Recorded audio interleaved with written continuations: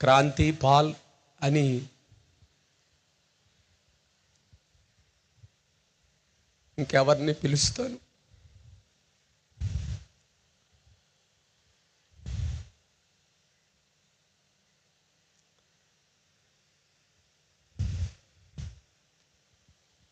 అని ఆలోచిస్తున్నప్పుడు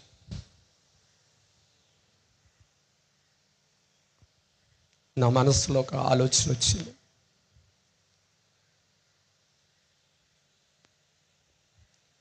వీళ్ళు ఎక్కడైతే ఏ గోదావరిలో అయితే మునిగిపోయారో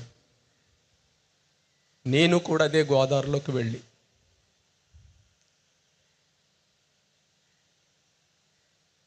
అదే గోదావరిలో దిగిపోయి సూసైడ్ చేసుకుందామని అనుకున్నానండి. చనిపోదాం అనుకున్నాను.